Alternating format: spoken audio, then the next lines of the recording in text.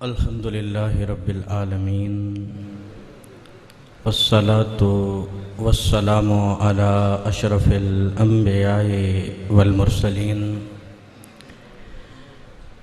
اما بعد فاعوذ باللہ من الشیطان الرجیم بسم اللہ الرحمن الرحیم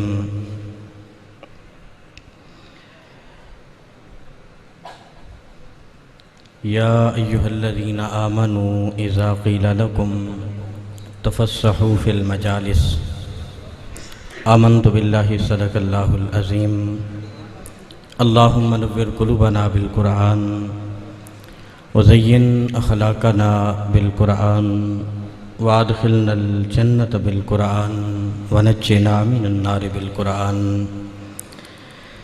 قال اللہ تعالی فی عظمت حبیبہ ان اللہ وملائکتہ یصلون علی النبی یا ایہا الذین آمنوا صلوا علیہ وسلموا تسلیما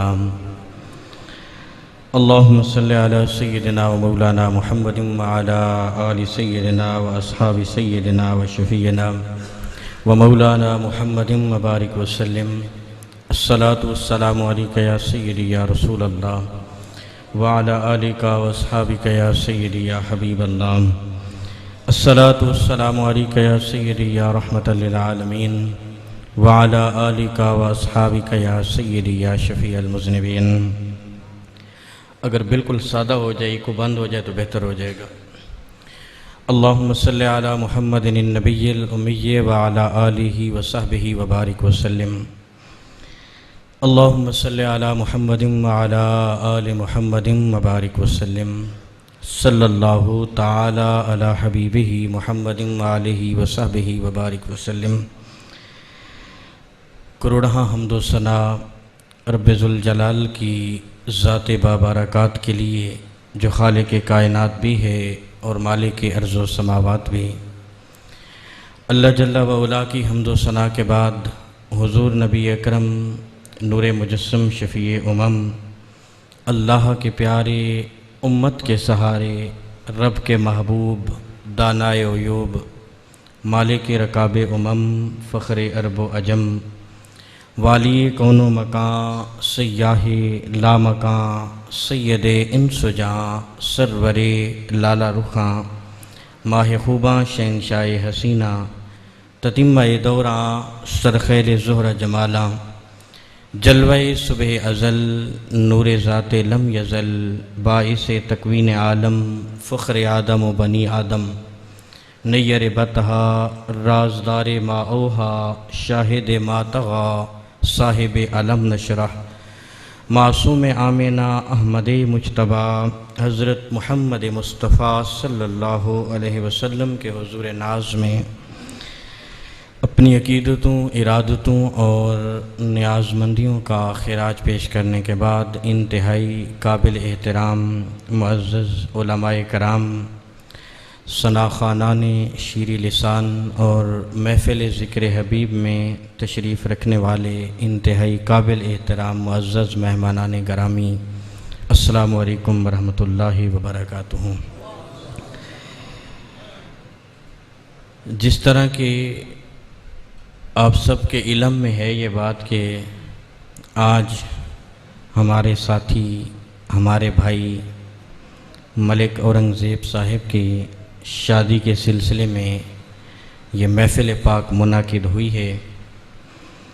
آپ سب بھی اس میں شریک ہوئے ہیں، میں بھی شرکت کے لیے حاضر ہوا ہوں۔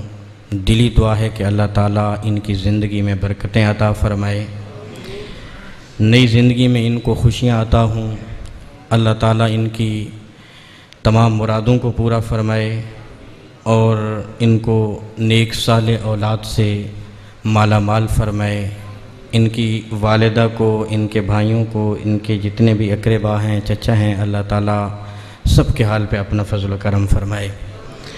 میں زیادہ لمبی چوڑی گفتگو بھی نہیں کروں گا، بس چند ایک باتیں میں اصلاح احوال کے حوالے سے آپ سے کرنی ہیں، آپ کو کچھ سمجھانا ہے، اور پھر میں اجازت چاہوں گا کیونکہ کافی دیر سے آپ لوگ یہاں پہ تشریف فرما ہیں مصروفیت کا دور ہے، ہر شخص نے اپنے اپنے کام کاج کے لیے بھی نکلنا ہوتا ہے، زیادہ دیر بیٹھنا بھی مشکل ہے، اس لیے تھوڑے سے وقت میں انشاءاللہ جتنی زیادہ گفتگو میں آپ تک پہنچا سکوں گا پہنچاؤں گا۔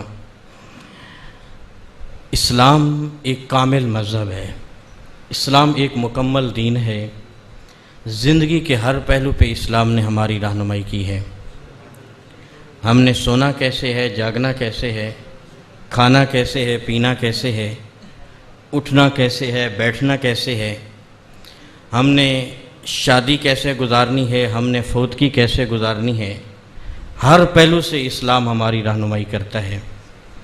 جو آیت طیبہ میں نے آپ کے سامنے تلاوت کی ہے، اس میں ہمیں ہمارا دین محافل کے مجالس کے آداب سکھا رہا ہے کہ آپ نے اپنی محفل کیسے مرتب کرنی ہے، لوگوں سے آپ نے ہم کلام کیسے ہونا ہے، لوگوں سے آپ نے بات کیسے کرنی ہے۔ قرآن یہاں پہ ہماری رہنمائی کر رہا ہے۔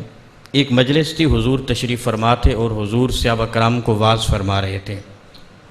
آپ کی توجہ ہے میری طرف؟ میں اردو میں کلام کرتا ہوں، آپ سمجھتے ہیں نا اردو میں؟ کوئی مشکل تو نہیں ہو رہی آپ کو؟ اگر آپ پوری طرح توجہ رکھیں گے تو انشاءاللہ آپ کو بات اچھی طرح سمجھ آئے گی۔ حضور واعظ فرما رہے ہیں ایک محفل میں، اور جس جگہ پہ جس مسجد میں حضور گفتگو کر رہے تھے، صحابہ کرام سے وہ مسجد کھچا کھچ بھری تھی۔ ایک ہجوم تھا صحابہ کرام کا حضور کے سامنے۔ پیچھے سے کچھ صحابہ کرام آئے اس محفل میں شرکت کے لیے، اور وہ بدری صحابہ تھے جنہوں نے بدر میں شرکت کی تھی۔ اور آپ جانتے ہیں کہ جن صحابہ کرام نے بدر میں شرکت کی تھی، حضور ان کی بڑی عزت کرتے تھے، ان کو بڑا اکرام دیتے تھے۔ اب وہ آئے، انہوں نے دیکھا کہ آگے بیٹھنے کے لیے جگہ نہیں ہے، اور محفل کے آداب یہ ہیں کہ جب آپ کسی محفل میں جائیں، آپ گردنیں نہ پھلانگیں، لوگوں کے اوپر سے نہ گزریں، آپ کو محفل میں جہاں جگہ ملتی ہے وہاں پہ آپ بیٹھیں، یہ محفل کے آداب ہیں۔ اب صحابہ کرام سے بڑھ کے کون جانتا تھا محفل کے آداب؟ اس لیے وہ ایک سائڈ پہ کھڑے ہو گئے، انہوں نے دیکھا کہ آگے تو بیٹھنے کی جگہ بھی نہیں۔ پھر ان کے دل میں یہ بات بھی تھی کہ حضور بڑی عزت دیتے ہیں، اور حضور کی وجہ سے صحابہ کرام بھی ہمیں بڑی عزت دیتے ہیں، تو ہو سکتا ہے کوئی صحابی آگے سے اٹھ جائے اور ہمیں اپنی جگہ پہ بیٹھنے کو کہے کہ آئیں ہماری جگہ پہ بیٹھیں۔ لیکن جہاں حضور بات کر رہے ہوں وہاں کسی کا اٹھنے کو دل تو نہیں چاہتا۔ حضور گفتگو کر رہے ہوں، کوئی چاہے گا کہ میں اٹھ کے چلا جاؤں؟ اب جب کسی کا دل نہیں کیا اٹھنے کو، تو حضور علیہ السلام نے بھی دیکھا کہ اب کوئی اٹھ نہیں رہا، تو حضور علیہ السلام نے کچھ صحابہ کرام کو نام بنام پکارا، فلاں آپ بھی اٹھ جاؤ، فلاں آپ بھی اٹھ جاؤ، فلاں آپ بھی اٹھ جاؤ، کچھ صحابہ کرام کے نام پکارے۔ اب حضور کا حکم ملا تو وہ صحابہ کرام اٹھ کے پیچھے چلے گئے، اور وہ جو بدری صحابہ تھے وہ آ کے آگے بیٹھ گئے۔ اب جس مجلس میں حضور سے پیار کرنے والے ہوتے تھے، حضور کے چاہنے والے ہوتے تھے، وہاں پہ مخالفین اور منافقین بھی ہوا کرتے تھے، اور وہ کوئی موقع ہاتھ سے جانے نہیں دیتے تھے۔ انہوں نے چہ میں گوئیاں شروع کر دیں، کیسا نبی ہے جو پہلے آئے تھے آگے بیٹھے تھے ان کو اٹھا دیا ہے، اور جو بعد میں آئے ہیں ان کو آگے بٹھا دیا ہے۔ کیونکہ منافق جب چال چلتا ہے تو وہ دلوں کے اندر شکوک و شبہات پیدا کرتا ہے، دلوں کے اندر خدشے اور خلشیں پیدا کر دیتا ہے، اس طریقے سے وہ چال چلتا ہے۔ تو ان صحابہ کرام کے پاس وہ چہمہ گوئیاں ان کی شروع ہو گئیں، صحابہ کرام کے کانوں میں بھی ان کی آواز گئی، تو ان کے دل میں بھی یہ بات کھٹکنے لگی کہ بات تو یہ ٹھیک کر رہے ہیں، ہم پہلے آئے تھے آگے بیٹھے تھے، ہمیں اٹھانا نہیں چاہیے تھا، ہمیں اٹھا دیا گیا۔ تو ان کے دلوں کے اندر بھی کھٹکا پیدا ہو گیا۔ اب کوئی جانے نہ جانے، حضور تو دلوں کے چھپے راز بھی جانتے ہیں۔ حضور کو تو پتہ ہے کہ کس کے دل میں کیا چل رہا ہے۔ ایک صحابی اپنے گھر سے اٹھتے ہیں اس ارادے سے کہ حضور سے جا کے کوئی سوال کروں گا، ایک سوال پوچھنا تھا۔ حضور کی مجلس میں آئے بیٹھے، حضور نے ان کی جانب دیکھا تو حضور علیہ السلام نے فرمایا ادنو منی یا وابسہ، اے وابسہ میرے قریب آؤ۔ حضرت وابسہ رضی اللہ تعالیٰ عنہ نام تھا ان کا، وہ اٹھے اور آگے ہوئے۔ حضور نے فرمایا کہ اور قریب آؤ، وہ اور قریب ہوئے۔ حضور نے فرمایا کہ کچھ اور قریب آؤ۔ حضرت وابسہ فرماتے ہیں میں اپنے مقدر پہ قربان جاؤں، میں حضور کے اتنا قریب ہوا کہ میرے گھٹنے حضور کے گھٹنوں کو چھونے لگے، حضور کے بالکل قریب ہو گیا۔ حضور نے فرمایا گھر سے چلے تھے، سوال کرنا تھا؟ عرض کی یا رسول اللہ سوال کے لیے آیا تھا۔ حضور نے فرمایا جو سوال کرنا تھا وہ تم بتاؤ گے یا میں بتا دوں کیا سوال کرنے آئے تھے؟ عرض کی یا رسول اللہ اگر آپ بتا دیں تو کمال ہو جائے۔ حضور نے فرمایا خیر اور شر کے بارے میں پوچھنے آئے تھے، خیر کیا ہے اور شر کیا ہے؟ عرض کی یا رسول اللہ یہی سوال تھا میرے ذہن کے اندر۔ حضور نے فرمایا میں جواب دوں یا آپ اس کا جواب دو گے؟ عرض کی یا رسول اللہ اگر جواب پتہ ہوتا تو سوال ہی کیوں بنتا؟ اگر مجھے جواب کا علم ہوتا تو میں آپ کی خدمت میں حاضر کیوں ہوتا؟ آپ ارشاد فرمائیں۔ حضور نے فرمایا اپنی یہ 2 انگلیاں، حضرت وابسہ فرماتے ہیں یوں میرے سینے پہ دل کی جگہ پہ حضور نے رکھیں اور فرمایا کہ آج سے ہم نے تیرے دل کو مفتی بنا دیے ہے، یہی تمہیں بتا دے گا خیر کیا ہے اور شر کیا ہے۔ ایک ضابطہ دے دیا نا حضور علیہ السلام نے۔ آپ کوئی اچھا کام کرنے لگیں گے، کوئی نیکی کرنے لگیں گے، کسی کے ساتھ بھلائی کرنے لگیں گے، کسی کے ساتھ خیرخواہی کرنے لگیں گے، آپ کا دل خوش ہوگا، اندر سے آپ کا ضمیر مطمئن ہوگا، آپ اندر سے سکون محسوس کر رہے ہوں گے۔ اور اگر آپ کوئی غلط کام کرنے لگیں گے، کوئی برا کام، کوئی گناہ کا کام کرنے لگیں گے تو آپ کا ضمیر آپ کا ساتھ نہیں دے رہا ہوگا، آپ کے اندر گھنٹیاں بج رہی ہوں گی، آپ کا ضمیر آپ کو ملامت کر رہا ہوگا، اندر سے آوازیں آ رہی ہوں گی کہ یہ جو ہو رہا ہے صحیح نہیں ہو رہا۔ تو حضور نے ایک ضابطہ دیا، فرمایا کہ اگر کسی بات میں شبہ پیدا ہو جائے اور کوئی اصلاح کرنے والا بھی پاس نہ ہو، کوئی رہنمائی کرنے والا پاس نہ ہو، تو پھر دل سے پوچھ لیا کرو، اگر دل تمہارا ساتھ دے رہا ہو تو وہ خیر ہے، اور اگر اندر ساتھ نہ دے رہا ہو تو وہ شر ہے۔ تو حضور تو جانتے ہیں کہ کس کے دل کے اندر کیا ہے۔ اب آپ جانتے ہیں حضور نے ان صحابہ کرام کا شبہ کیسے دور کیا، ان کے دلوں کی خلش کیسے دور کی۔ جس وقت محفل ختم ہوئی حضور علیہ السلام کی تو آقا کریم علیہ السلام نے دعا فرمائی۔ دعا کے لیے جب حضور ہاتھ اٹھاتے ہیں تو سب سے پہلے ان کے لیے دعا کرتے ہیں، اے پروردگار میرے جن ساتھیوں نے اپنے بھائیوں کو جگہ دی تھی ان کو جنت کے عالی شان محلات عطا فرما۔ بس اتنی دعا کرنے کی دیر تھی کہ ان کے دلوں میں جو شکوک و شبہات پیدا ہوئے تھے فوراً ختم ہو گئے، ان کے دل خوش ہو گئے کہ حضور نے اپنی دعاؤں میں ہمیں یاد رکھا ہے۔ سب سے پہلے حضور نے ہمارے لیے دعا کی ہے، جنت کے عالی شان محلات مانگے ہمارے لیے حضور علیہ السلام نے، تو ان کے دلوں کا کھٹکا دور ہو گیا۔ اور یہ حضور نے محفل اور مجالس کے حوالے سے ایک پیغام بھی دیا کہ آپ نے اس پہ مال اور دولت خرچ نہیں کرنا، آپ نے اپنی طاقت صرف نہیں کرنی، اپنے زبان سے صرف ایک ایسا جملہ ادا کرنا ہے کہ سامنے والا خوش ہو جائے گا، اس کا دل خوش ہو جائے گا، اور سامنے والا اگر خوش ہو گیا تو اللہ تم پہ راضی ہو جائے گا۔ ایک محفل میں حضور واعظ فرما رہے تھے تو ایک صحابی پیچھے سے آئے۔ اب جس کمرے میں موجود تھے وہاں پہ اور جگہ نہیں تھی کسی کے بیٹھنے کی، تو حضور اپنی جگہ سے ہلکے سے سرکے، جیسے ہم کسی کے لیے گنجائش پیدا کرتے ہیں نا، کسی کو اپنے ساتھ بٹھانے کے لیے ہم اپنی جگہ سے تھوڑے سے سرک جاتے ہیں، اپنی جگہ سے تھوڑے سے ہل جاتے ہیں، تو حضور سرکے اپنی جگہ سے تاکہ ان کے لیے گنجائش پیدا کی جا سکے، ان کو اپنے ساتھ بٹھایا جا سکے۔ لیکن اتنی گنجائش پیدا نہیں ہو سکی کہ ایک آدمی وہاں پہ بیٹھ سکے۔ پھر بھی حضور نے ان کو اشارہ کیا کہ آپ پیچھے کھڑے نہ ہوں، آئیں آپ ہمارے ساتھ بیٹھ جائیں۔ اب انہوں نے دیکھا کہ حضور نے گنجائش پیدا کرنے کی کوشش کی ہے، لیکن ایک آدمی کی گنجائش پیدا نہیں ہو سکی، اور ان کو یہ بھی پتہ تھا کہ اگر میں وہاں پہ چلا گیا اور بیٹھ گیا، حضور بھی تنگ ہوں گے، ساتھ بیٹھے ساتھی بھی تنگ ہوں گے، ان کو بھی تکلیف اذیت پہنچے گی۔ تو انہوں نے دیکھ لیا، انہوں نے وہیں سے عرض کی یا رسول اللہ آپ راضی رہیں، آپ خوش ہو جائیں، میں یہاں پہ ٹھیک ہوں، ادھر ہی میں آپ کی گفتگو سن لوں گا۔ جب محفل ختم ہو گئی حضور علیہ السلام نے جو ہے دعا فرما دی، تو ایک صحابی نے عرض کی یا رسول اللہ آپ نے گنجائش پیدا کرنے کی کوشش کی، ایک بندے کی گنجائش نہیں بن سکی کہ بیٹھ سکے کوئی آدمی، پھر بھی آپ نے ان کو کہا کہ آئیں اور میرے ساتھ بیٹھ جائیں۔ حضور علیہ السلام نے فرمایا کہ مجھے پتہ تھا کہ وہ آگے آ کے نہیں بیٹھیں گے، وہ یہاں بیٹھنے کے لیے نہیں آئیں گے، لیکن صرف ایک جملہ کہنے سے، ایک بات کرنے سے ان کے دل کے اندر میری کتنی عزت بڑھ گئی ہے، ان کے دل کے اندر میرا کتنا مقام بڑھ گیا ہے، اس کا اندازہ نہیں کیا جا سکتا۔ آپ کہیں پہ موجود ہوں، باہر سے ایک شخص آئے، آپ کھڑے ہو جائیں اور اس کو کہیں کہ آئیے جناب میری جگہ پہ بیٹھیے، گو کہ وہ آپ کی جگہ پہ بیٹھنے کے لیے نہیں آئے گا، لیکن اس کے دل میں آپ کی عزت کتنی بڑھ جائے گی، آپ کا مقام کتنا بڑھ جائے گا، اس کا اندازہ نہیں کیا جا سکتا۔ اور یہ میرے حضور کا کمال تھا۔ ایک مجلس میں حضور واعظ فرما رہے تھے، چٹائیاں بچھی تھیں اور صحابہ کرام ان پہ موجود تھے، گفتگو سن رہے تھے۔ اب مزید کسی آدمی کے بیٹھنے کی گنجائش نہیں تھی۔ ایک صحابی آئے، انہوں نے دیکھا کہ چٹائیوں پہ تو جگہ نہیں ہے بیٹھنے کے لیے، تو وہ صحابی پیچھے کچے فرش پہ اوپر بیٹھ گئے، کچی زمین کے اوپر۔ پہلے یہ ٹائل، سنگ مرمر اور یہ سارا کچھ نہیں ہوتا تھا، زمین کے فرش ہوتے تھے، مٹی کے اوپر بیٹھ گئے۔ جس وقت حضور نے دیکھا کہ صحابی مٹی کے اوپر بیٹھ گئے ہیں گفتگو سننے کے لیے، تو کاندھوں کے اوپر چادر رکھتے تھے حضور علیہ الصلوۃ والسلام۔ آپ نے وہ چادر اتاری اور ان کی جانب پھینکی اور فرمایا کہ نیچے زمین کے اوپر نہ بیٹھو، یہ لو چادر بچھا لو اور اس کے اوپر بیٹھ جاؤ۔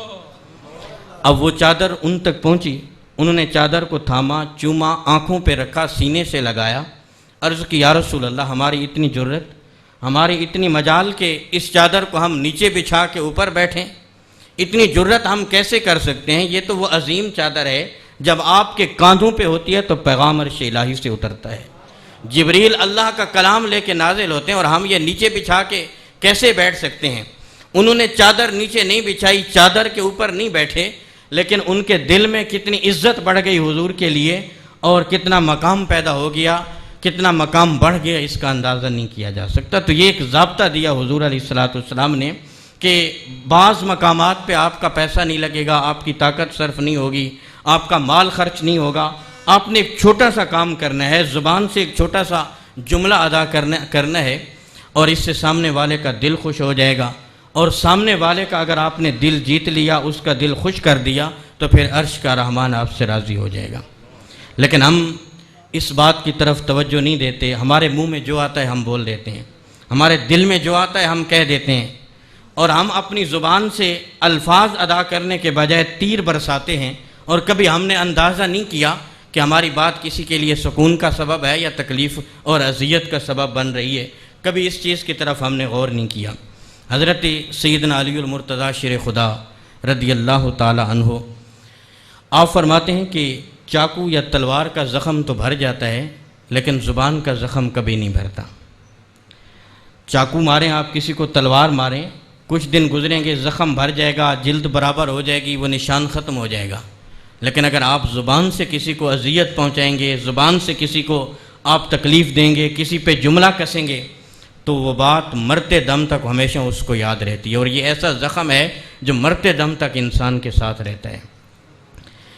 حضرت شیخ سعدی شیرازی رحمۃ اللہ تعالی علیہ ہماری نصیحت کے لیے آپ ایک بات لکھتے ہیں، آپ فرماتے ہیں کہ ایک شخص سفر پہ گیا ہوا تھا دور دراز علاقے میں، وہاں پہ اس کو کتے نے کاٹ لیا اور زخمی ہو گیا۔ اب وہ واپس آنے کے قابل نہ رہا، چلنے پھرنے کے قابل نہ رہا، تو اس کو یاد آیا کہ جس علاقے میں میں آیا ہوں یہاں پہ میرا ایک بچپن کا دوست رہتا ہے، کیوں نہ ہو میں اس کے گھر میں چلا جاؤں، اور جب تک میرے زخم ٹھیک نہیں ہو جاتے میں وہاں پہ قیام کر لوں۔ تو اس نے پوچھا، معلوم ہوا، پتہ چلا، تو پہنچ گیا، ان کے دروازے پہ دستک دی، وہ دوست باہر آیا، اس نے پہچان لیا، کہا کہ کیسے آنا ہوا؟ کہا کہ یہاں کسی کام سے آیا تھا، کتے نے کاٹ لیا ہے، زخمی ہو گیا ہوں، 2-3 دن آپ کے گھر میں قیام کرنا چاہتا ہوں۔ تو اس نے کہا کہ آئیں، تشریف لائیں، آپ مہمان ہیں، ہمارے گھر میں ٹھہریں، جب تک آپ کے زخم ٹھیک نہیں ہو جاتے آپ یہاں پہ قیام کر سکتے ہیں۔ تو اس نے ان کو ایک کمرے میں بٹھایا اور ساتھ دوسرے کمرے میں گئے، اور اپنی بیوی کو کہا کہ میرا بچپن کا دوست ہے، یہاں ہمارے علاقے میں آیا تھا، کتے نے کاٹ لیا ہے، زخمی ہو گیا ہے، اب اس کے کوئی کھانے پینے کا آپ انتظام کریں۔ تو کچھ عورتیں فطرتاً بڑی سخت زبان ہوتی ہیں، تو عورت بڑی سخت زبان تھی، اس نے جو ہے چلانا شروع کر دیا کہ ہر کتے بلے کو پکڑ کے گھر میں لے آتے ہو، ہر چوتھا شخص تمہارا مہمان ہوتا ہے، تکلیف اذیت ہمیں پہنچتی ہے، کھانا ہمیں بنانا پڑتا ہے، آگ کے آگے ہمیں کھڑا ہونا پڑتا ہے، تو آپ ہر شخص کو لے آتے ہو مہمان بنا کے، آپ کو کیا پتا کہ کتنی تکلیف اور اذیت ہوتی ہے۔ اس طرح سخت جملے اس نے استعمال کیا۔ اب ساتھ کمرے میں بیٹھا مہمان یہ گفتگو سن رہا تھا، آواز اس تک پہنچ رہی تھی، لیکن خاموش رہا کہ اب مشکل میں ہے، پریشانی میں ہے، اب کہیں جا بھی نہیں سکتا اور کوئی جاننے والا بھی نہیں۔ تو اس نے صبر کیا اور 1-2 دن وہاں پہ قیام کیا۔ جب زخم ٹھیک ہو گئے اس کے، تو اجازت طلب کی، میزبان سے کہا کہ اب مجھے اجازت دے، میں جانا چاہوں گا۔ تو میزبان نے کہا کہ وہ جو کتے نے کاٹا تھا تمہارے زخم ٹھیک ہو گئے ہیں؟ کہا کہ وہ جو کتے نے کاٹا تھا وہ زخم تو ٹھیک ہو گئے ہیں، لیکن جو زخم تمہاری بیوی نے لگائے ہیں وہ ٹھیک نہیں ہوئے، وہ زخم شاید قبر میں جانے تک مجھے یاد رہیں گے۔ اس لیے میرے حضور نے فرمایا تھا نا کہ 2 چیزوں کی گارنٹی مجھے دے دو، میں تمہیں جنت کی ضمانت دے دیتا ہوں۔ عرض کی کہ یا رسول اللہ کون سی؟ تو فرمایا کہ ایک وہ جو 2 جبڑوں کے درمیان ہے یعنی تمہاری زبان، اور ایک وہ جو 2 ٹانگوں کے درمیان ہے یعنی تمہاری پارسائی کی جگہ، ان 2 چیزوں کی حفاظت کی ضمانت دے دو، میں محمد مصطفیٰ تمہیں جنت کی ضمانت دے دیتا ہوں۔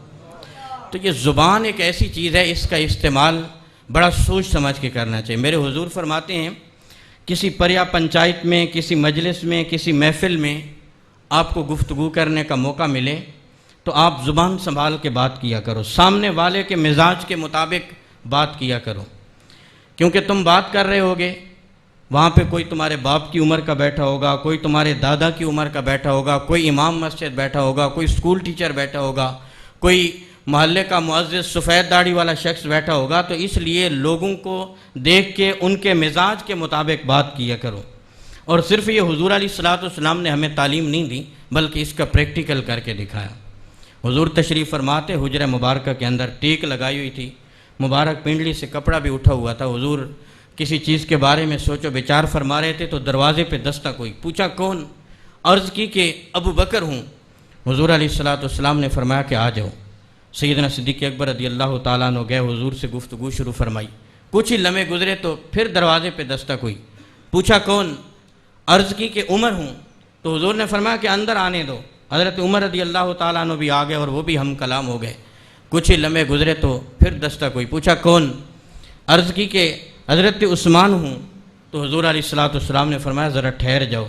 حضور تکیے کی ٹیک لگائے ہوئے تھے، آپ نے ٹیک چھوڑ دی، مبارک پنڈلی سے کپڑا اٹھا ہوا تھا، حضور علیہ الصلوۃ والسلام نے اس کو درست کیا، بیٹھ گئے، کپڑے درست فرما لیے، فرمایا کہ اندر آنے دو۔ حضرت عثمان غنی رضی اللہ تعالیٰ عنہ اندر آ گئے۔ اب یہ تینوں دوست حضور سے محو گفتگو رہے، جتنی دیر انہوں نے چاہا کلام کیا۔ جس وقت یہ صحابہ کرام تشریف لے گئے تو حضرت ام المومنین عائشہ صدیقہ رضی اللہ تعالیٰ عنہ فرماتی ہیں یا رسول اللہ، میرے والد گرامی ابو بکر آئے تو آپ اپنی حیات پہ رہے، حضرت عمر آئے تو آپ اپنی حیات پہ رہے، اور حضرت عثمان غنی آئے تو آپ نے ٹیک بھی چھوڑ دی، پنڈلی مبارک سے کپڑا بھی درست فرما لیا، آپ سیدھے بیٹھ گئے اور پھر آپ نے ان کو کہا کہ اندر آ جائیں۔ تو نبی کریم صلی اللہ علیہ وسلم نے فرمایا کہ عائشہ، میں اس کا حیا کیوں نہ کرتا جس سے اللہ کے فرشتے بھی حیا فرمایا کرتے ہیں۔ کامل الحیاء والایمان، یہ حضرت عثمان غنی کے بارے میں آتا ہے نا کہ آپ حیا اور ایمان کی تکمیل کرنے والے تھے۔ غسل خانے کے اندر جب آپ غسل فرماتے تو آپ دھوتی کپڑا باندھ کے غسل کرتے۔ کسی نے پوچھا کہ آپ تالاب پہ نہر پہ نہائیں تو آپ دھوتی کپڑا باندھ کے نہائیں، تو بات سمجھ میں آتی ہے کہ لوگ دیکھ رہے ہیں، غسل خانے کے اندر تو کوئی نہیں دیکھ رہا، وہاں پہ تو اس کی ضرورت نہیں، آپ پھر بھی کپڑا باندھ کے غسل فرماتے ہیں۔ تو آپ نے فرمایا کہ باہر لوگوں سے حیا کرتا ہوں، اندر اپنے رب سے حیا کرتا ہوں۔ تو حضور نے کس طرح ان کے مزاج کا خیال کیا، فرمایا کہ حضرت عثمان بڑے شرم و حیا والے ہیں اور قیامت کے دن اللہ کے فرشتے بھی ان کا حیا کریں گے، تو اس لیے میں حضرت عثمان غنی کا حیا کرتا ہوں۔ یہ تھا وہ مزاجوں کا خیال جو حضور علیہ الصلوۃ والسلام فرمایا کرتے تھے۔ صرف ہمیں تعلیم نہیں دی، حضرت عمر رضی اللہ تعالیٰ عنہ سے ہم کلام ہوئے، مخاطب ہوئے۔ معراج کا مہینہ چل رہا ہے تو اس حوالے سے بھی ذرا ایک بات میں عرض کرتا چلوں۔ حضور نے فرمایا کہ معراج کی رات میں نے آپ کا مال دیکھا، بڑا عالی شان مال تھا، بڑا خوبصورت مال تھا۔ میں اس کے قریب گیا تو جلی حروف سے آپ کا نام لکھا ہوا تھا۔ میں نے نام پڑھا، میں نے کہا کہ میرے غلام حضرت عمر رضی اللہ تعالیٰ عنہ کا مال ہے، باہر سے بڑا خوبصورت تھا، دل چاہا کہ اس کے اندر داخل ہو جاؤں۔ جو محل باہر سے اتنا حسین ہے اندر سے کتنا حسین ہوگا، جو باہر سے اتنا خوبصورت ہے اندر سے کتنا خوبصورت ہوگا، لیکن میں اس کے اندر داخل نہیں ہوا، میں واپس آ گیا۔ تو حضرت عمر رضی اللہ تعالیٰ عنہ نے عرض کی یا رسول اللہ، اگر آپ اس محل کے اندر چلے جاتے، محل میں داخل ہو جاتے تو یہ بات میرے لیے خوشی کی بات ہوتی، اعزاز شان ہوتا، میں فخر کرتا صحابہ کرام میں کہ میرے جنت کے محل میں حضور نے اپنے قدم رکھ لیے ہیں اور حضور کے قدموں کی برکت حاصل ہو گئی ہے، میرے اس جنت کے محل کو یہ بات میرے لیے اعزاز شان ہوتی۔ آنکھوں سے آنسو جاری ہیں، عرض کر رہے ہیں یا رسول اللہ آپ کیوں داخل نہیں ہوئے؟ حضور نے فرمایا کہ عمر، میں اس لیے داخل نہیں ہوا کیونکہ یہ بات میں نے آپ کو بتا دی تھی کہ کسی کے گھر میں اس کی اجازت کے بغیر داخل نہیں ہونا۔ جب میں اس محل کے دروازے پہ پہنچا، وہاں پہ ایک جنت کی حور موجود تھی جو آگے کی زندگی میں آپ کی ہونے والی بیوی تھی۔ جب آپ کو جنت میں وہ حور بطور بیوی ملنے والی تھی جو وہ اس محل کے اندر موجود تھی، میں نے جو ہے آپ کی غیرت کا لحاظ رکھتے ہوئے اس کے اندر قدم نہیں رکھا کہ میرے غلام حضرت عمر کی ہونے والی بیوی یہاں پہ موجود ہے اور اس کی اجازت کے بغیر میں اس کے جنتی محل میں داخل ہو جاؤں۔ یہ تھا وہ مزاجوں کا خیال جو حضور علیہ الصلوۃ والسلام نے فرمایا کہ تمہیں گفتگو کرنے کا موقع ملے، بات کرنے کا موقع ملے تو سوچ سمجھ کے بات کرنا، جو منہ میں آئے وہ نہ کہہ دینا، جو دل میں آئے وہ نہ کہہ دینا، لیکن ہم اس چیز کا خیال نہیں کرتے۔ ہمارے منہ میں جو آتا ہے ہم بول دیتے ہیں، جو ہمارا دل چاہتا ہے ہم کہہ دیتے ہیں۔ اور پھر اگر کسی بزرگ کو یا کسی معزز آدمی کو ہماری بات بری لگے اور ہماری بات تیر کی طرح چبھے اس کو، تو کبھی ہم پرواہ بھی نہیں کرتے۔ اگر کوئی شخص ہماری بات سے تکلیف اور اذیت محسوس کرے اور محفل سے چلا جائے، اس مجمع سے اٹھ کے چلا جائے، تو بجائے اس کے کہ ہم شرمندہ ہونے کے ہم اس چیز کا خیال نہیں کرتے، بلکہ ہم اتراتے ہیں، دیکھا میں تو سچ بات کہتا ہوں اور سچ کسی کو ہضم نہیں ہوتا، یہ میری بات سن کے اٹھ کے چلا گیا ہے، اور یہ کیسا سچ تھا جو کسی کے لیے تکلیف کا سبب بنا، یہ کیسا سچ تھا جو کسی کو اذیت پہنچا گیا۔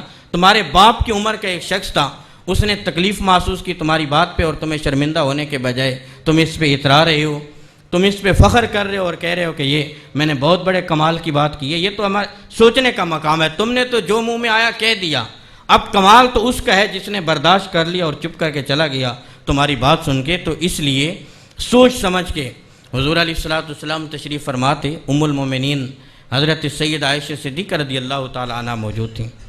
حضور نے فرمایا کہ عائشہ مانگو، کیا مانگتی ہو؟ آج جو بھی مانگو گی، جو بھی سوال کرو گی آپ کو دیا جائے گا۔ تو ام المومنین سید عائشہ صدیقہ رضی اللہ تعالی عنہ آپ فرماتی ہیں، یا رسول اللہ صلی اللہ علیہ وسلم، آج میں کوئی عام چیز نہیں مانگنا چاہتی، آج آپ نے اختیار دے دیا ہے، آج آپ نے مجھے اجازت دے دی ہے، تو آج میں کوئی عام چیز تو نہیں مانگوں گی، آج میں کوئی خاص چیز مانگوں گی، مجھے آپ مہلت دیں، اجازت دیں، میں اپنے والد گرامی کے پاس جاتی ہوں اور حضرت سیدنا صدیق اکبر سے مشورہ کرتی ہوں۔ تو حضور علیہ السلام نے فرمایا کہ ایسا اجازت ہے، جو مشورہ کر کے ہو۔ تو ام المومنین خوشی خوشی آئیں، سیدنا صدیق اکبر سے بات کی، ابا جان آج حضور نے مجھے اختیار ہی دے دیا، آج دریائے رحمت جوش میں ہے، حضور نے فرمایا کہ آج جو بھی مانگنا ہے، جو بھی کہنا ہے آپ کو دیا جائے گا، تو میں آپ کے پاس آئی ہوں، آپ مجھے مشورہ دیں، آج مجھے کیا مانگنا چاہیے؟ آج تو اختیار مل گیا ہے نا، آج میں کوئی عام چیز نہیں مانگنا چاہتی، کوئی بڑی چیز مانگنا چاہتی ہوں۔ تو آگے بھی سیدنا صدیق اکبر رضی اللہ تعالی عنہ تھے، یار غار تھے۔ سیدنا صدیق اکبر نے فرمایا کہ بیٹی جاؤ اور نبی کریم صلی اللہ علیہ وسلم سے عرض کرو کہ معراج کی رات آپ کے اور رب کے درمیان جو راز و نیاز کی باتیں ہوئی تھیں ان میں ایک بات بتا دو۔ تو ام المومنین خوشی خوشی حاضر ہوئیں، عرض کی یا رسول اللہ آپ کے اور رب کے درمیان معراج کی رات جو راز و نیاز کی باتیں ہوئی تھیں ان میں ایک بات بتا دیں۔ تو حضور مسکرائے۔ میں کہتا ہوں حضور اس لیے مسکرائے ہوں گے کہ یار غار کا انتخاب کتنا شاندار ہے، مانگا بھی تو کیا مانگا، کہا بھی تو کیا کہا۔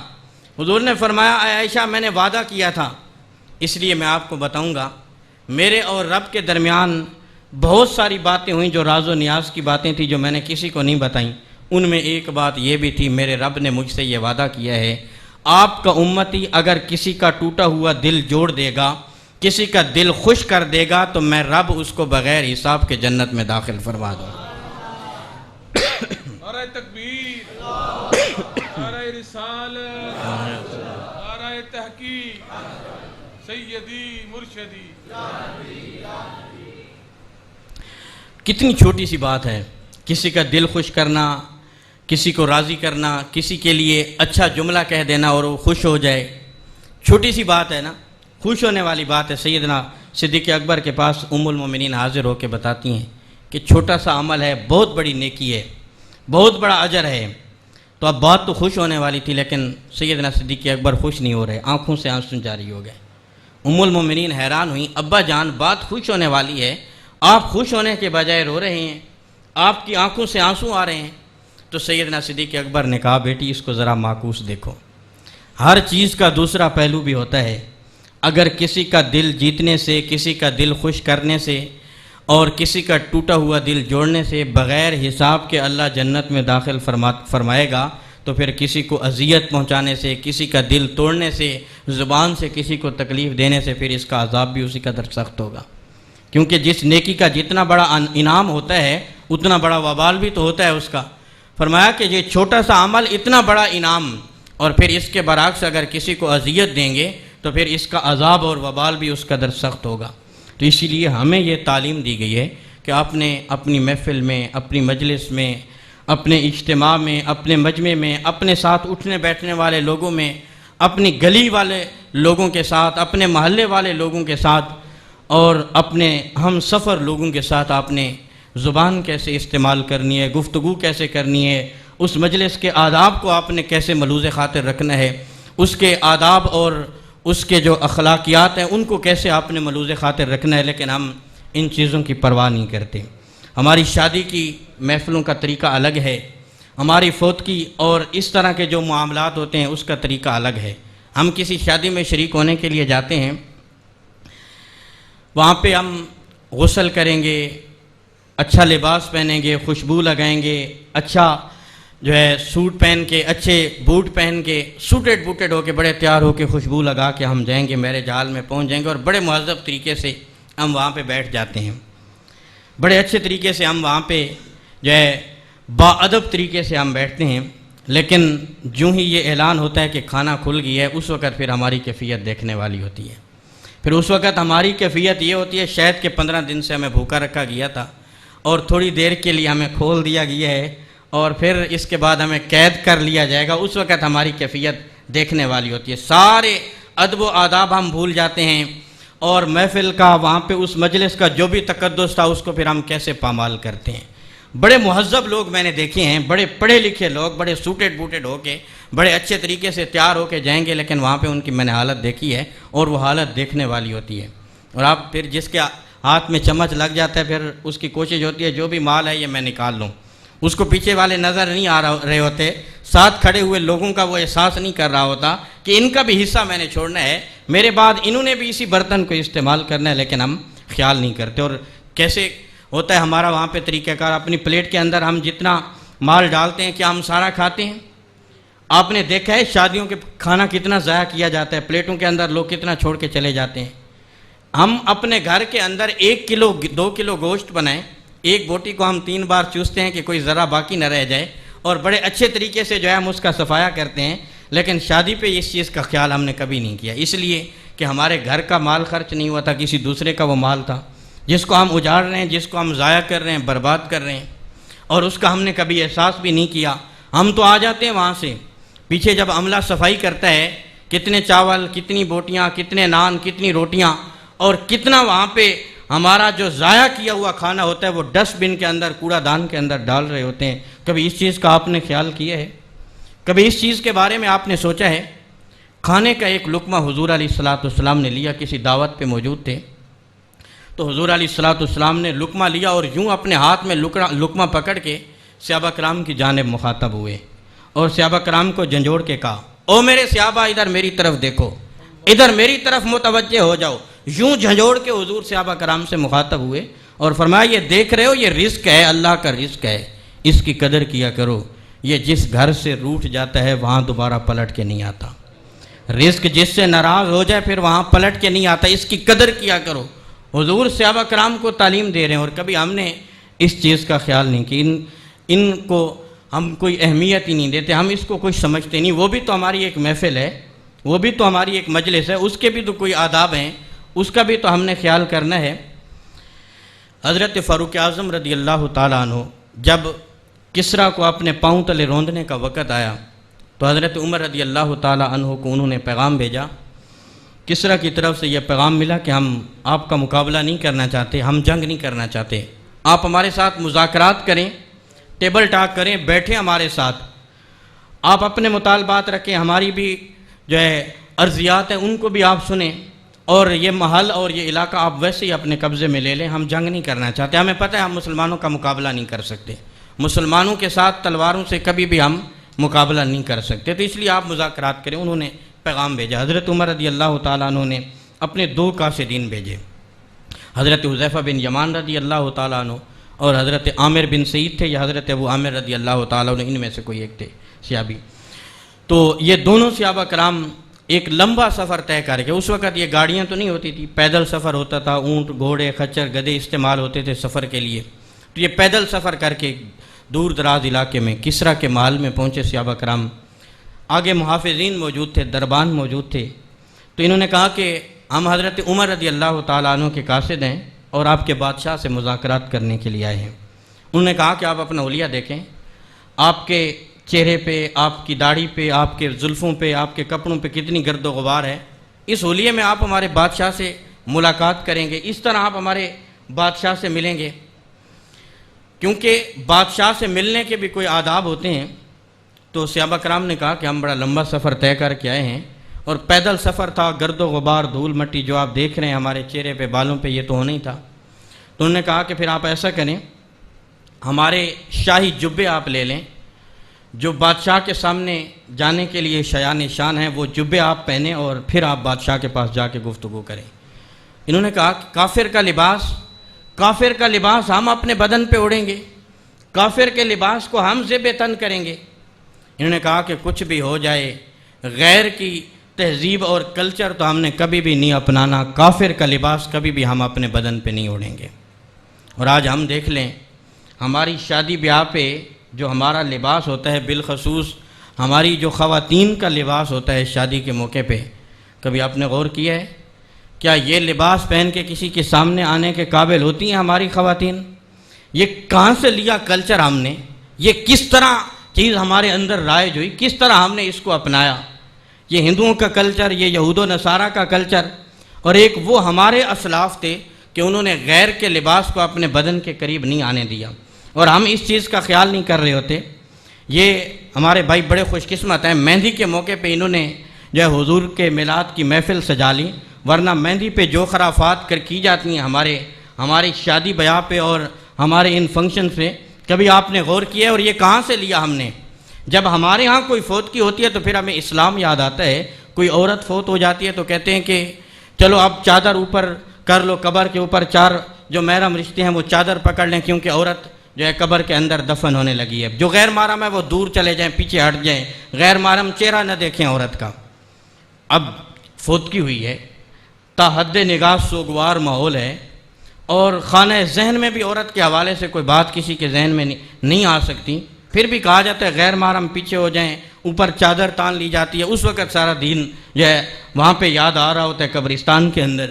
میں کہتا ہوں کہ یہی چادر اگر اس کی زندگی میں اس کو اوڑھائی ہوتی تو آج قبر کا ماحول اور منظر ہی کچھ اور ہوتا، آج قبر کا نظارہ ہی کچھ اور ہوتا۔ اگر پردہ یہ چادر اس نے اپنے اوپر دنیا کی زندگی میں ڈالی ہوتی۔ اور یہ ہمارا معاشرہ کس طرف جا رہا ہے، کس طرح بے راہ روی کا شکار ہو رہے ہیں ہم، اور کس طرح غیر کی تہذیب کو اپنا رہے ہیں ہم۔ صحابہ کرام نے کہا غیر کا لباس ہم اپنے بدن کے قریب بھی نہیں کریں گے۔ بادشاہ کو پیغام دو، اگر ہمارے ساتھ بات کرے گا، ٹیبل ٹاک کرے گا، مذاکرات کرے گا تو ہم کریں گے، اور اگر آپ اندر نہیں جانے دو گے، آپ کا بادشاہ کہے گا کہ واپس بھیج دو تو ہم واپس چلے جائیں گے۔ لیکن بادشاہ کو یہ بھی کہہ دینا کہ اگلی بار پھر ہم مذاکرات کرنے نہیں آئیں گے، اگلی بار ہم تلواریں لے کے آئیں گے۔ تو جب بادشاہ کو پیغام ملا، بادشاہ نے کہا ان کو ایسے ہی لے آؤ جس طرح آ رہے ہیں، ایسے ہی لے آؤ۔ یہ صحابہ کرام پہنچے، وہاں پہ مذاکرات ہوئی، ان کی بات چیت طے ہو گئی۔ بادشاہ نے کہا آپ لمبا سفر کر کے آئے، مہمان ہیں، آج رات کا کھانا آپ ہمارے ہاں کھائیں گے اور ہمارے ہاں قیام کریں گے۔ انہوں نے کہا کہ ہمیں یہ پسند ہے کہ زمین کے اوپر دسترخوان لگایا جائے۔ بادشاہ نے کہا کہ ان کے لیے زمین پہ دسترخوان بچھا دو۔ بادشاہ خود بھی نیچے بیٹھ گیا۔ جس وقت یہ صحابہ کرام کھانا کھانے لگے، حضرت حذیفہ بن یمان نے ایک نوالہ اٹھایا، منہ کے قریب کرنے لگے تو نوالہ ان کے ہاتھ سے گر گیا۔ گر جاتا ہے نا بعض اوقات، نوالہ ہاتھ سے گر جاتا ہے، بے دھیانی میں، کسی سوچ میں ہوتا ہے انسان، یا کسی بھی وجہ سے نوالہ گر سکتا ہے، کسی کے ہاتھ سے بھی گر سکتا ہے۔ تو حضرت حذیفہ بن یمان نے نوالہ منہ کے قریب کیا تو وہ گر گیا۔ اب انہوں نے اس کو اٹھایا، صاف کیا اور پھر منہ کے قریب کرنے لگے۔ تو حضرت عامر بن سعید یا حضرت ابو عامر تھے، انہوں نے کونی لگائی، کہا کہ حذیفہ بن یمان دیکھو بادشاہ کا مال ہے، بادشاہ کا دسترخوان ہے، سامنے بادشاہ موجود ہے اور آپ نیچے گرا ہوا لقمہ اٹھا رہے ہو، نیچے گرا ہوا لقمہ اٹھا کے کھا رہے ہو۔ تو حضرت حذیفہ بن یمان کے چہرے پہ سرخیاں دوڑنے لگیں۔ آپ نے فرمایا کہ میں بادشاہ کا لحاظ کروں یا سنت مصطفیٰ کا لحاظ کروں، میں بادشاہ کا لحاظ رکھوں یا حضور کے دین کا خیال کروں؟ ہمارے لیے تو مقدم اللہ کا حکم ہے، حضور کا فرمان ہے، ہمارے نبی کی شریعت ہے، اور ہمارے نبی نے ہمیں یہ حکم دیا ہے کہ اگر نوالہ گر جائے تو اس کو ضائع نہیں کرتے، اس کو صاف کر کے کھا لیتے ہیں، اللہ اس کا بھی اجر عطا فرماتا ہے۔ اور ہمارا مزاج کیا ہے، ہمارا بچہ دسترخوان پہ موجود ہو اور اس کے ہاتھ سے نوالہ گر جائے تو ہم اس کو ڈانٹ دیتے ہیں کہ بیٹا خبردار نیچے گری ہوئی چیز کو نہیں اٹھاتے، ہم اس کو ڈانٹ رہے ہوتے ہیں، منع کر رہے ہوتے ہیں۔ لیکن ہمارا دین ہمیں یہ تعلیم دیتا ہے، ہمارا اسلامی کلچر ہم سے یہ تقاضا کرتا ہے کہ وہ ضائع نہیں ہے، بلکہ اس کو کھانے کا بھی اللہ نے اجر رکھا ہے، اس کا بھی ہمیں ثواب ملتا ہے۔ تو یہ ساری چیزیں ہم نے اپنی زندگی کے اوپر لاگو کرنی ہے۔ ہم نے دیکھنا ہے کہ ہم کہاں کھڑے ہیں، ہم کس سمت جا رہے ہیں، ہم اپنی زندگی کا تعین کریں، ہم سوچیں، ہم فکر کریں۔ اور یہ شادی کی تقریب میں یہ محفل ہم سے یہ تقاضا کرتی ہے، ہمیں یہ پیغام دے رہی ہے کہ ہم اپنی زندگی کو درست سمت لے کے جائیں۔ میں اپنی گفتگو کو اختتام کی طرف لے جاتے ہوئے، کیونکہ ابھی مجھ سے پہلے آپ نے بہت زیادہ خطابات اور گفتگو بھی سنی، آپ کو جو ہے جوشیلے بیانات بھی سننے کو ملے، آپ کے جوش کو بھی گرمایا گیا۔ میرے ساتھ آئے ہوئے ہمارے ساتھی نواز چشتی صاحب نے بڑے خوبصورت کلام پیش کیے اور آپ بڑے محظوظ ہوئے، لیکن ہمیں ساتھ یہ غور و فکر بھی کرنا چاہیے کہ کیا ہم صرف نعرہ لگاتے ہیں لبیک یا رسول اللہ کا، یا لبیک یا رسول اللہ ہم سے کچھ تقاضا بھی کر رہا ہے؟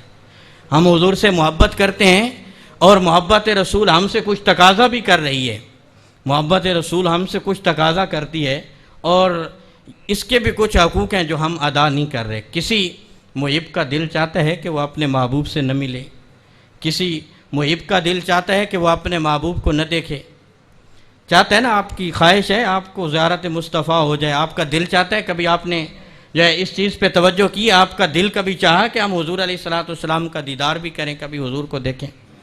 ہمارے پاس لوگ آتے ہیں نا مسئلہ پوچھنے کے لیے، حضرت ایک مسئلہ بتائیں، بیٹا نافرمان ہے، کوئی ایسا تعویذ دیں، کوئی ایسا وظیفہ بتائیں کہ وہ فرمانبردار ہو جائیں، بیوی کہنا نہیں مانتی، اور زندگی میں بڑی تنگی ہے، مشکلات ہیں، پریشانی ہے، کاروبار نہیں چل رہا، دعا کریں کوئی اچھا گھر مل جائے۔ اس طرح کے لوگ وظیفے پوچھنے آتے ہیں، اس طرح کے مسائل پوچھنے آتے ہیں، اور ڈیلی پتہ نہیں سینکڑوں لوگ ہم سے مسائل پوچھتے ہیں، الا ماشاء اللہ کوئی ہم سے یہ سوال نہیں کرتا کہ حضرت کوئی تو ایسا وظیفہ بتا دیں کہ رات کو ہم سوئیں آنکھ لگے، جس نبی سے محبت کا ہم دعویٰ کرتے ہیں اس نبی کا دیدار بھی ہمیں ہو جائے، جس نبی سے عشق کا ہم نے دعویٰ کیا ہے کبھی اس کا نظارہ بھی کر لیں۔ جس وقت ہم اپنے بزرگوں کی ہسٹری پڑھتے ہیں نا، اپنے سلف صالحین کے ہم احوال زندگی پڑھتے ہیں، تو وہ نوافل پڑھا کرتے تھے، زیارت مصطفیٰ کے درود وہ پوچھا کرتے تھے، وظیفے کرتے تھے، درود و سلام کی کثرت کرتے تھے، دعائیں کرتے تھے، درود پاک پڑھ کے سوتے تھے۔ جس بستر پہ انہوں نے آرام کرنا ہوتا تھا وہ صاف ستھرا ہوتا، اور جس چارپائی پہ اوپر انہوں نے آرام کرنا ہوتا وہ صاف ستھری ہوتی، خوشبو رات کو لگاتے، درود پاک پڑھ کے سوتے۔ پوچھا جاتا کہ یہ اہتمام کیسا، اس طرح اہتمام کس چیز کا کیا جا رہا ہے؟ تو وہ کہتے کہ چر ہویا مینو تر لیا لیندے ہاں تے کدی موڑ میرے وال واگاں، جے ایک واری میرے خواب وچ آ جائیں پھر ساری عمر نہ جاگاں۔ اور میاں صاحب فرماتے ہیں سفنے دے وچ ماہی ملیا تے میں گل وچ پا لیاں باواں، ڈر دے ماری اکھ نہ کھولا متا پھیر وچھڑنا۔ کبھی ہم نے ایسا وظیفہ نہیں پوچھا، صرف ہم نعرہ لگاتے ہیں، جو نعرہ ہم سے کوئی تقاضا بھی کرتا ہے، اس کی کوئی ڈیمانڈ بھی ہے جس کو ہم نے پورا کرنا ہے۔ ہم اپنی زندگی کو درست سمت کی طرف لے کے جائیں، اس کا ہم تعین کریں اور ہم دیکھیں کہ ہم کہاں کھڑے ہیں۔ یہ شادی کی تقریب ہم سے یہ تقاضا کرتی ہے کہ ہم اپنی شادی کی تقریبات ہوں، ہماری فوت کی ہو جائے یا کسی بھی حوالے سے کوئی ہماری محفل مجلس منعقد ہو جائے، تو اس کو ہم نے کیسے اس کا انعقاد کرنا ہے اور اسلامی اصول اور قواعد و ضوابط کو کیسے ہم نے ملحوظ خاطر رکھنا ہے۔ اللہ تعالیٰ ہمارے اس بھائی کی صحیح کو اپنی بارگاہ عالیہ میں قبول فرمائے اور ان کی زندگی میں برکتیں عطا فرمائے، اولاد نرینہ و مادینہ سے انہیں مالا مال فرمائے، ان کے گھر کے تمام افراد کو اللہ تعالیٰ جزائے جزیل عطا فرمائے۔ وما